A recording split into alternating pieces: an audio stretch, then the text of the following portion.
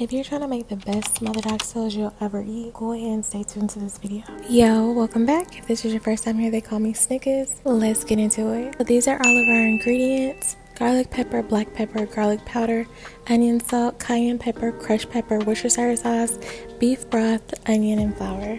Off camera, I went ahead and washed my oxtail.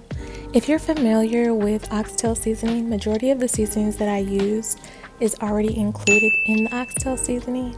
It's just in one container. I prefer to individually add the seasonings that I want. That way I can add as much or as little of one particular seasoning as I want.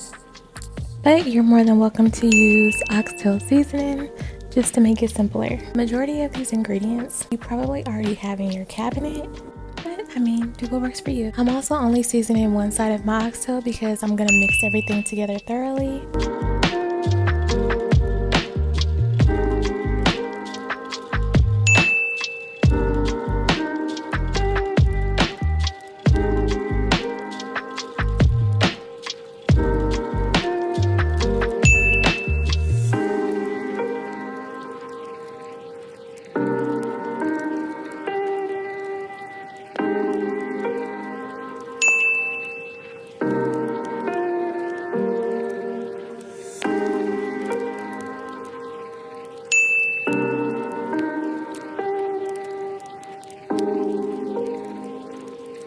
And then we're just adding the flour that way when we're adding the gravy, which is going to give you that smotheredness of the oxtail. It's going to give your gravy something to stick onto.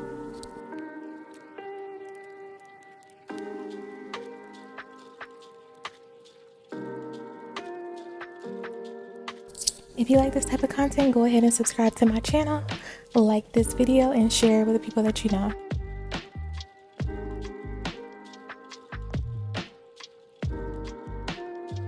Alright, so in a skillet, I'm going to go ahead and put some oil. That way I can sear my oxtail. Since I don't have that much, I'm going to go ahead and put everything in this one skillet. Depending on how much oxtail you have, you might have to sear yours in batches.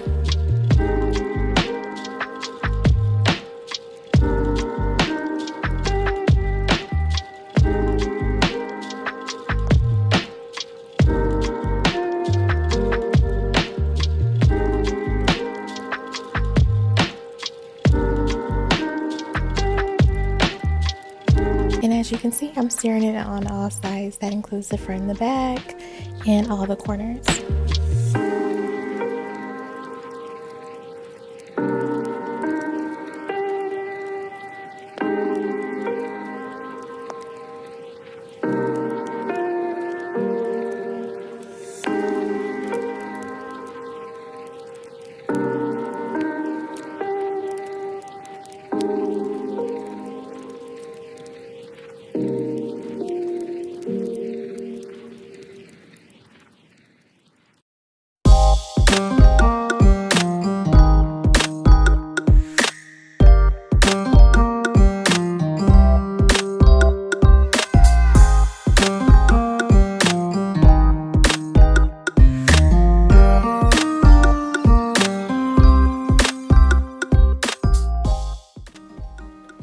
Alright, as you can see, I'm just searing the sides now.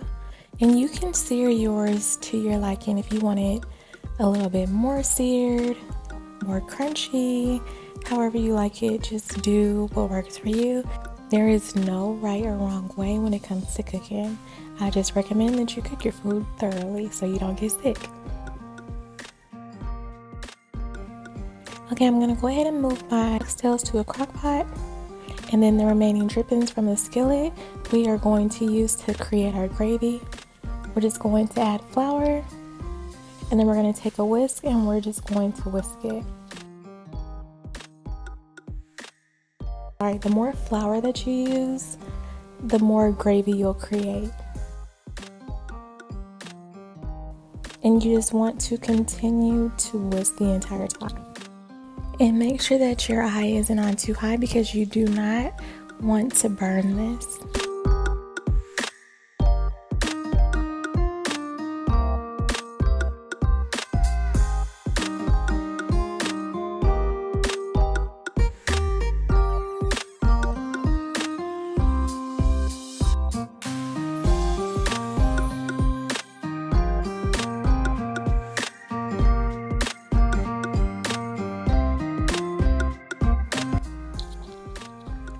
of gravy, so I'm just gonna add some more flour. And then we're gonna cook our oxtail about 8 hours, depending on how much you have or how thick your oxtails. You may need to add or subtract a little time. But typically, if you have as much as I do, 6 to 8 hours, somewhere between there, the perfect amount of time.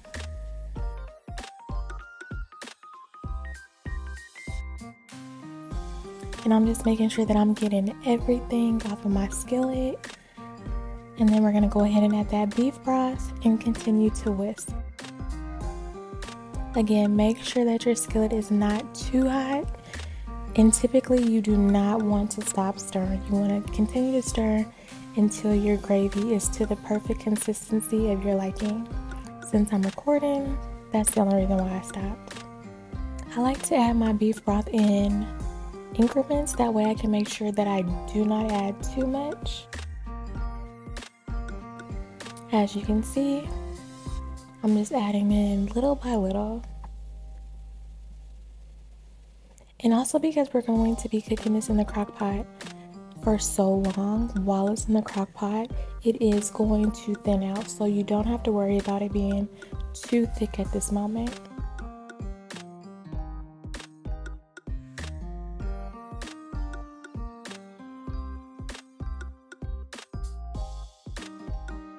So this is the consistency that I like,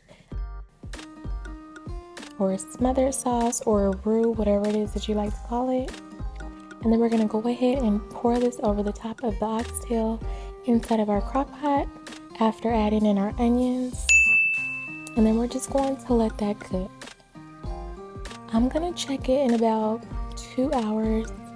And since I'm cooking this overnight, I'm going to put it on low and then check it in the morning.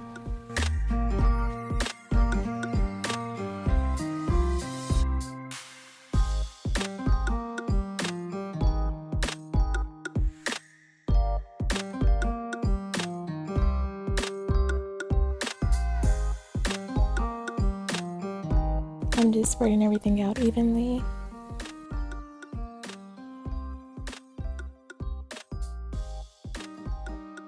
It's been about an hour and a half. I'm just coming in and checking it.